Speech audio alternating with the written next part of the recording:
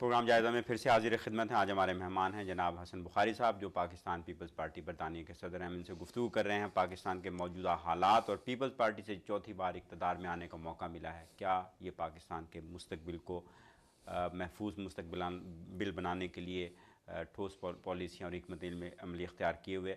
बुखारी साहब, आपसे बात हो रही थी, चैलेंजेस बड़े संगीन हैं, कदम कदम पे आवाम के लिए मसाइल हैं, बेरोज़गारी है, महंगाई है, बदमनी है और अदम तहफ़्फ़ुज़ का जो शदीद तर होता हुआ एहसास है, वो क्या इन हालात में जो तेज़ी से बिगड़ते हुए हालात हैं, हमारी क़यादत जो सियासी क़यादत है इसके पास इतनी बसीरत है कि वो इन मसाइल को हल करने के लिए ठोस, मुनासिब और बिल्कुल सही हिकमत अमली इख्तियार करे और अपनी तरजीहात को दुरुस्त करे?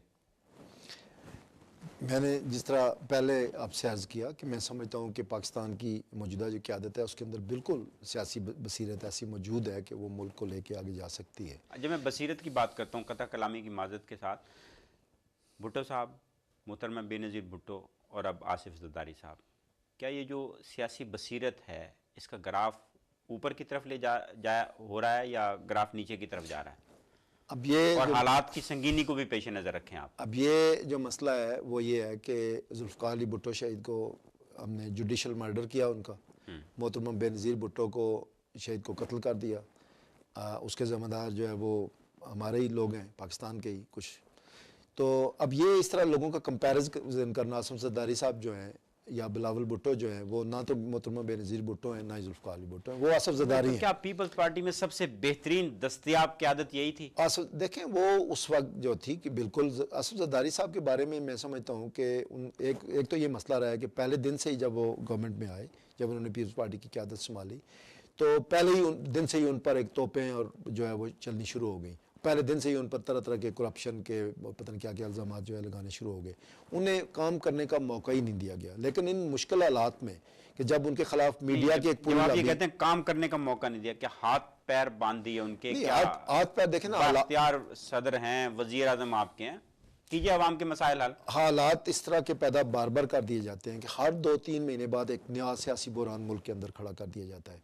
और वो मीडिया के अंदर एक पूरी पॉलिटिकल लॉबी है, वो जो लॉबी हैं उनके खिलाफ सुबह से लेकर शाम तक जो है वो जो है वो काम कर रही हैं। और कितनी दफ़ा आपको पता है कि कितनी दफ़ा इतने ये बुरान जो है पैदा किए गए हर चंद महीनों के बाद। इसके बावजूद देखें जो बड़े बड़े काम किए हैं ज़रदारी साहब ने, उनको हम पता नहीं क्यों भूल जाते हैं। ये छोटा काम नहीं है कि हमारी जो 18th अमेंडमेंट थी कि एक प्रेसिडेंट जो है वो अपने सारे इख्तियारात पार्लियामेंट को देता है, वज़ीर आज़म को दे देता है और दोबारा उसको मुल्क के अंदर जो पार्लिमानी निज़ाम है उसको मजबूत, बहुत बड़ा काम है। जो दहशत मुल्क, उन्होंने जो सारी पॉलिटिकल पार्टियों को के अंदर एक अफ़ाम तफ़हीम लाकर उसके बाद जो हमने टेररिज्म का पाकिस्तान आर्मी को सपोर्ट किया और जो दहशत गर्दी के ख़िलाफ़ जंग लड़ी, ये छोटा काम नहीं है। तो इस तरीके से उन्होंने अभी बादशाह डैम पे चीन के साथ जो है उन्होंने कॉन्ट्रैक्ट जो है वो साइन किए हैं। इस तरह मैं समझता हूँ कि उन्होंने बाज़ ऐसे बुनियादी जो अवार्ड्स का, NCF अवार्ड का मसला था सूबों के दरमियान, उसको हल किया है। सूबों के अंदर इस वक्त सूबों को ज़्यादा इख्तियारात दिए जा रहे हैं। आपको पता है मरकज़ जो है अपने इख्तियारात जो है वो डेलीगेट कर रहा है ज़्यादा से ज़्यादा और हल्कों में सूबों को।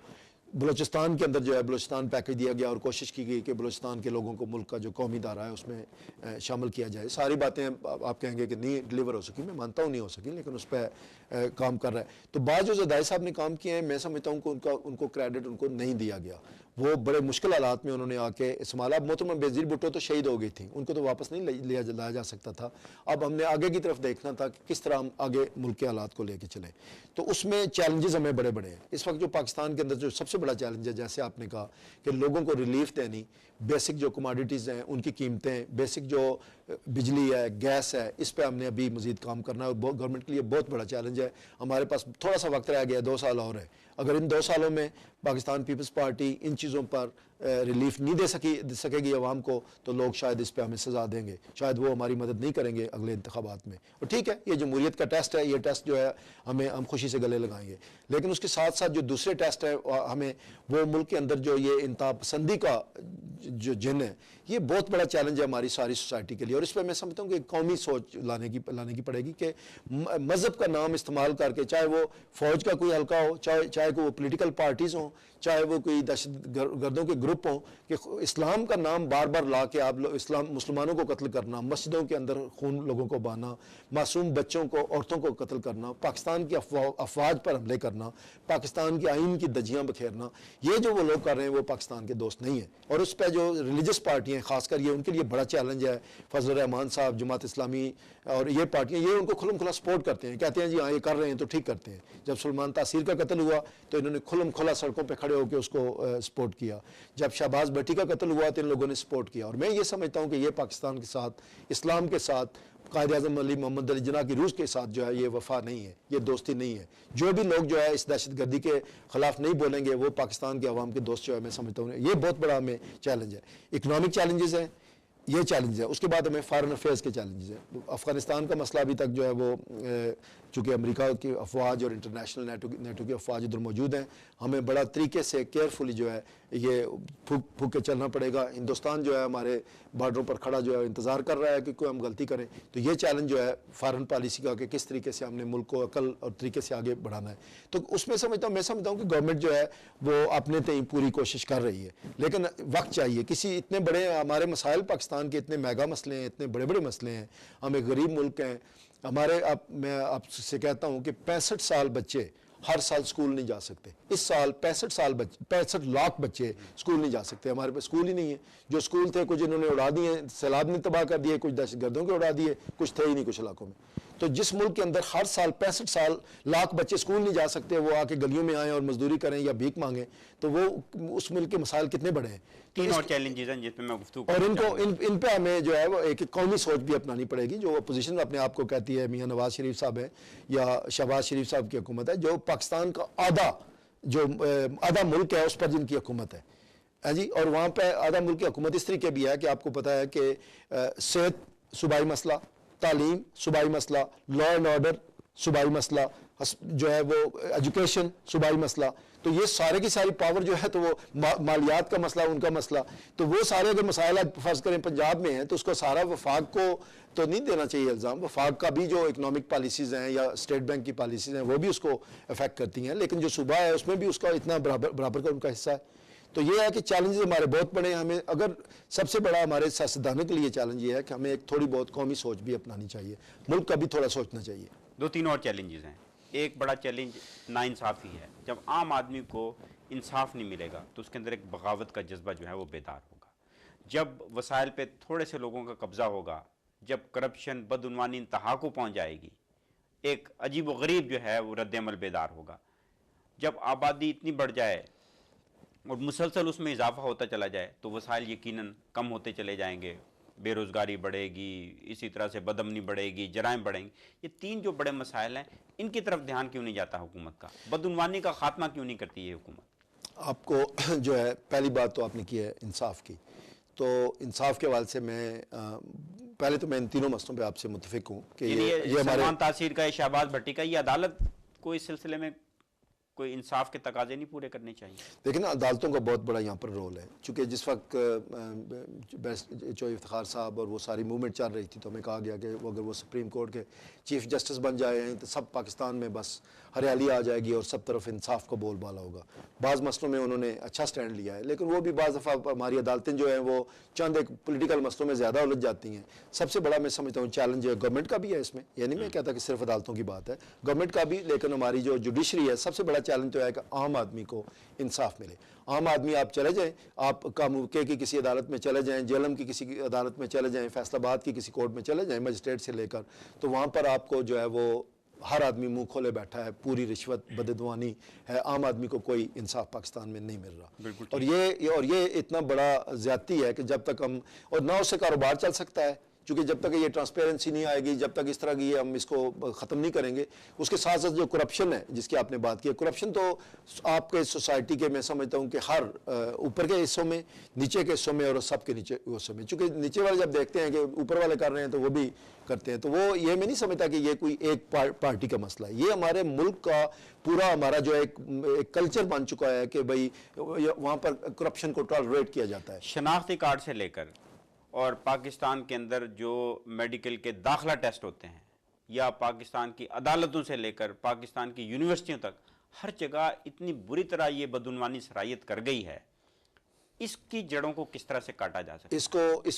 इसको जड़ों से उखाड़ने के लिए बहुत जो है, और इसीलिए मैं समझता हूँ कि आज जुडिशरी को बजाय ऐसे रफाई किस्म के मसलों में उलझने के और अखबारों में हेडलाइन लेने के, हुकूमत के साथ मिलकर इनको बुनियादी तवज्जो ये देनी चाहिए कि हम अपने माशरे के अंदर आम आदमी को इंसाफ किस तरह दे सकते हैं।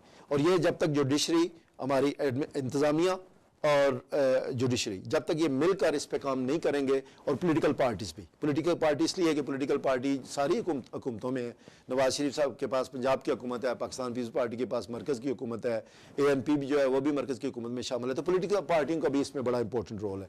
जब तक हम लोग मिलकर जो है वो और जुडिशरी को साथ में ला के और एक पक्का ये तैयार नहीं करेंगे, आपने अहमद काज़मी साहब की बात की कि भाई उनको आज की करप्शन, तो मैं कहता हूँ कोई वजीर हो, अगर वो करप्शन करता है तो उसको पकड़ना चाहिए, उसको अदालत में जाना चाहिए। अगर कोई बड़ा ब्यूरोक्रेट है वो करता है, कोई बड़ा पॉलिटिशियन करता है, कोई बड़ा सरमायादार करता है, तो ये इंसाफ कानून की नज़र में सब बराबर, किसी को बख्शना नहीं चाहिए, किसी को नहीं छोड़ना चाहिए। और इस पर हमें बिल्कुल एक पक्का तैयार करके लड़ाई करनी। फारूक लगारी साहब ने पीपल्स पार्टी की जो बेनज़ीर भुट्टो की दूसरी हुकूमत थी उसका खात्मा और बहुत सारे जवाब के साथ इस जवाब पे भी बनाया था कि आसिफ जरदारी साहब वज़ीर माहौलियात थे, इनकी वजह से करप्शन 10% और ये, तो जिस हुकूमत को करप्शन की बुनियाद पर ख़त्म किया हो गया हो, वो उस हुकूमत से कैसे तवक्को कर सकते हैं अगर वो इक़्तिदार में आ जाए कि ये करप्शन का खात्मा करेगी? आपका जो मुखालफिन का कहना है, आपका जो सवाल है उससे ये लगता है कि फारूक लगारी साहब ने जो किया वो ठीक किया। तो मैं उसको चैलेंज करता हूँ कि फारूक लगारी साहब जो है वो उस वक्त जो राइट विंग की लॉबी थी, जिसमें मुस्लिम लीग नवाज भी शामिल थी, नवाज शरीफ साहब और आर्मी का जो लोग थे, वो मिलकर लगारी साहब से ये काम करवाया गया। बाकी ये काम करने के लिए उन्होंने कोई ना कोई बहाने तो तलाश करने थे, तो ये बहाना तलाश किया गया जी कि इन्होंने ये करप्शन कर दिया। लगारी साहब ने जमहूरियत का मुल्क के अंदर जो तबाह करने में उनका बड़ा एक हिस्सा है, और ये तो बदकिस्मती की बात है कि वो उन्हें आर्टिकल 6 की वायलेशन के साथ होंगे। वजह क्या है? लोग मानते नहीं इस बात को कि आसिफ जरदारी साहब करप्ट नहीं थे या करप्ट नहीं है। देखें जी, आज देखें जब से पाकिस्तान पीपल्स पार्टी की हुकूमत आई है, कोई शख्स जो है वो अभी तक मैंने बहुत सारे ये इल्ज़ामात सुने हैं, बहुत सारे पंडित बैठ के ये इल्ज़ामात लगाते हैं, लेकिन किसी शख्स ने आज तक ये नहीं कहा कि जी आसिफ जरदारी साहब ने फलान जगह ये करप्शन की है। ये कोई नहीं है, ये एक जनरल बात की जाती है। अब जनरल बात का तो कोई जवाब नहीं दे सकता ना, स्पेसिफिक इल्ज़ाम क्यों नहीं लगाता कोई, ये क्यों नहीं कहता कि किस जगह पे आसिफ जरदारी साहब ने, मेरे ख्याल में जब से गवर्नमेंट में आए हैं कोई इस तरह की बात नहीं की। उन्होंने कोशिश की है, बल्कि उन्होंने अपने मिनिस्टर्स को, पार्टी की हायरार्की को, उनको सबको तंबीह की है कि हमें, और उन्होंने कहा है पार्टी को कि अगर हम ये हुकूमत क्लीन गवर्नमेंट चलाकर अवाम के मसाइल नहीं हल करेंगे, उनको रिलीफ नहीं देंगे, तो लोग हमें इस पर माफ़ नहीं करेंगे। ये एक तारीख का सफ़र है, और इस तारीख के सफ़र पर जनाब आसिफ जरदारी को पता है कि अगर हमने इस तरह की गलतियां की या करप्शन की, तो ना तारीख हमें माफ़ करेगी, ना हमें लोग माफ़ करेंगे। तो इसका फैसला तो तारीख करेगी। देखिए, ये जनरलाइज एलिगेशन जो है, इसका कोई जवाब नहीं है। इस पर तो जो मर्जी जिस पर कोई इल्ज़ाम लगाता रहे, लेकिन कोई स्पेसिफिक इस तरह की बात अभी तक सामने नहीं आई। ये जो पीपल्स पार्टी के बहुत सारे लोग हैं जिन्होंने भुट्टो साहब के दौर से शुरू किया और कुर्बानियाँ दी, बड़ी खुलूस नीयत के साथ मुल्क और कौम के लिए सोचा। अभी आपने मिराज मोहम्मद खान साहब की, क्या वजह है कि वक्त गुजरने के साथ ही पार्टियों को छोड़ते चले गए? दुख झेलें, बीफ फाख्ता और कव्वे अंडे खाएं। भुट्टो साहब के साथ ही एक तरफ हो गए हैं, और आज हमारे रहमान मलिक साहब जैसे और इसी तरह के और बहुत सारे लोग जो चंद ही बरसों में आए और आज पीपल्स पार्टी की हुकूमत का अहम हिस्सा हैं। लेकिन पहली बात यह है कि रहमान मलिक साहब या कुछ दूसरे लोग जो है इस वक्त गवर्नमेंट में हैं, तो जिस वक्त मोहतरमा बेनज़ीर भुट्टो जो है मुल्क से बाहर थी, आसिफ जरदारी साहब जेल में थे, मुल्क से बाहर थे, तो रहमान मलिक साहब ने पिछले कितने साल मोहतरमा बेनज़ीर भुट्टो का बहुत साथ दिया। बल्कि वो जब उन्हें अपनी नौकरी छोड़ के मुल्क से बाहर आना पड़ेगा, तो सारे कागजात ला के भी उन्होंने मुखालफिन के बीबी के हवाले किए, और उन्होंने बीबी और पाकिस्तान पीपल्स पार्टी, यहाँ पर मैंने उनके साथ खुद काम किया है, उन्होंने बहुत काम किया। लेकिन दूसरी बात मैं आपको ये बताता हूँ कि जब कोई भी गवर्नमेंट आती है, कोई भी एडमिनिस्ट्रेशन आती है, तो ये तो बात होगी कि कुछ लोग आएंगे, कुछ लोग जाएंगे। अभी आपने लेबर पार्टी की, मैं यहाँ पे लेबर पार्टी का मेंबर हूँ, मैं आपको बताता हूँ कि डेविड मिलीबैंड और एल मिलीबैंड जो है, वो डेविड मिलीबैंड फॉरेन सेक्रेटरी था पिछली गवर्नमेंट में। इस दफ़ा वो इलेक्शन लड़ा, वो हार गया। उनके छोटे भाई एड मिलीबैंड जो है इलेक्शन जीत के लीडर ऑफ द पार्टी हैं, वो आजकल लेक्चर दे रहे हैं। ये तो एडमिनिस्ट्रेशन जो भी आएगी, जरदारी साहब जो उन्हीं लोगों को लाएंगे जिन पर उन्हें एतमाद है। तो इसकी आप वजह कोई भी दे सकते हैं। वजह ये दे सकते हैं कि जरदारी साहब जेल में रहे, जरदारी साहब अमेरिका में रहे, जिन लोगों को जानते थे, जिन लोगों पर उनका इत्मीनान था, जिन लोगों के साथ उन्होंने काम किया था, उन्हें आगे ले आए। कुछ लोगों के साथ मुमकिन है वो इतना इजी ना फील करते हो तो वो एडमिनिस्ट्रेशन में नहीं आए। तो ये तो पॉलिटिकल जो भी एडमिनिस्ट्रेशन आएगी इस तरह तो होगा, कुछ लोग आएंगे कुछ जाएंगे। और इस पर मैं नहीं समझता कि ये कहना चाहिए। और ये ज़्यादा लोग वही बातें करते हैं जो पीपल्स पार्टी के मुखालिफ लोग हैं। आप हमसे ज़्यादा हालात को जानते हैं, अंदर के हालात भी जानते हैं हुकूमत और अपनी पीपल्स पार्टी के। कहते हैं बेखबरी एक बहुत बड़ी नेमत होती है, जो बाखबर आदमी है उसके मसाइल कुछ और तरह के होते हैं।